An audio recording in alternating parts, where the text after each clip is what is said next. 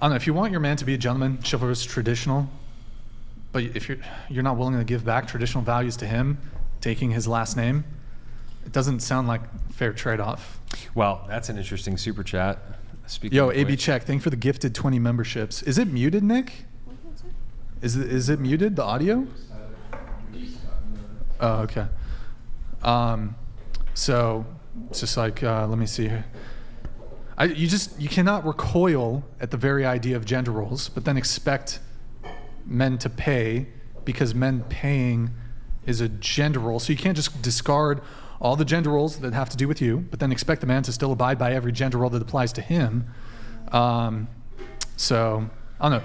I'll end it at this. I think that women want equality societally, and they want tradition romantically, insofar as that tradition stands to benefit them. Where said tradition does not stand to benefit women, they will not adhere to that specific tradition. They will desire and pressure men to adhere to their traditional gender roles. So they want to have their cake and eat it too. Basically. That not paying thing or the paying thing really gets to you, huh? Every time. Because I can tell that one really it ruffles your feathers. Yeah, pull your mic just closer. a little bit. Pull your mic to the edge of the table, please.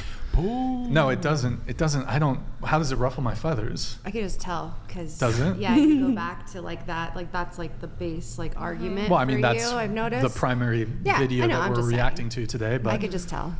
It doesn't ruffle my feathers. Brian has a good point, though, in that a lot of women, almost all women, want traditional behavior from men, but they're not willing to live up to traditional behavior on their own side. Yeah. You guys but I think there's a lot of men that want good women, but also won't be good. Sure, absolutely. And I feel like a lot of our experiences in modern day dating, unfortunately, aren't the best. That's why only one of us is in a relationship at the moment. And it's because we're dealing with men who claim they want these values that you're saying, but end up doing not great stuff. Why are you pointing at me? No, him, because he says a lot of things that are good, right? Like that you want a woman and you're a certain man and all this stuff. But unfortunately, there's a lot of men who say this that aren't doing that. Look, and they're lying. Let me tell and you they're something. putting us. Ava, let me tell you Max. something. I know a lot of guys, okay? And the bad boys that you guys are describing is a small minority. The reality is that there are a lot of good guys out there that simply just want to find a good woman and treat her right. But most women, quite frankly, suck at picking dudes. They pick the bad boys that don't give a damn about them because those bad boys spark their feelings. They get you ladies feeling some type of thing. And you're like, ooh, I like how he makes me feel. And then you guys get into a relationship and he cheats on you, blah, blah, blah, blah, blah. When all of the red flags are present at the beginning. But not always, though. And that's the thing. It's not always the case and vice versa. Like, I hate making generalizations about anything. I do agree to a capacity for some, for sure. There's a lot of good guys out there. And I agree. I do most agree. men are invisible to most women. You probably have 500 men in your phone contacts right now that would treat you so right if you would give them the time of day and give them a date. The good men are in the friend zone. Not necessarily, and I really do believe that with a very developed, you learn from your experiences, right? I at least hope. So I feel like as you get more confident and secure with yourself, you know what you want more so. And so you seek after that so you won't give these guys the time of day, or you'll be able to pick up the red flags quicker, right? But it's funny how now you see the red flags so often that it's just wild how many people are, trying to lie or manipulate to get you in bed or do all this stuff or say all this stuff. So it's just... It is a little bit more saturated at first, that you have to weed through a lot of people claiming they want these values that you're saying, but they genuinely don't mean it. And that's why, you told her, don't sleep with them right away. Wait a while, because their true character will show. People can have a good personality. Literally the perfect filter. Women would be able to filter. If women waited a few months before having sex with guys, they would filter 99% of the bad dudes. And the thing is, though, but at the same time, yes, but also no, because you can wait. You can be friends with a guy for over a year and then decide to take it there, and they end up doing the same thing. So I think it's very situational. It's very much about the person. It's what their values are, how they've been raised, how they've decided, sure, but everything's situational. In the context of, what we've been discussing, which is dudes cheating, being dishonest, lying, all that kind of stuff, you're going to figure out real quick if a guy just wants sex, and if he can't keep it in his pants, if you tell him, no, we're not going to have sex, and then he just immediately dips. But from my experience, that's not what happens. Like, No. that doesn't happen. So you've had guys cheat on you that you've waited to have sex with? You've had guys pursue you for long periods of time, and you refused to have sex with them, and then after you started, then they cheated on you? Mm-hmm. How many times has this happened to you? A lot.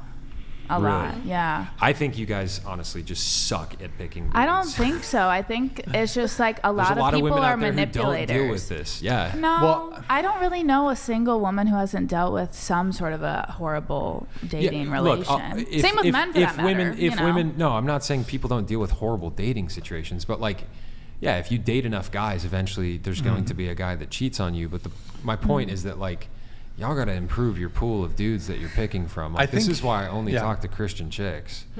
Wait, You one know? of you, I don't think we got here. Is it you that mentioned butterflies? You had butterflies for somebody, or was it you? I don't know. But related to women picking not the best guys, I think a lot of women are looking for the click, the vibe, the butterflies, the spark, the chemistry, etc., the tingles, whatever, magic, fireworks, whatever bullshit term you want to use.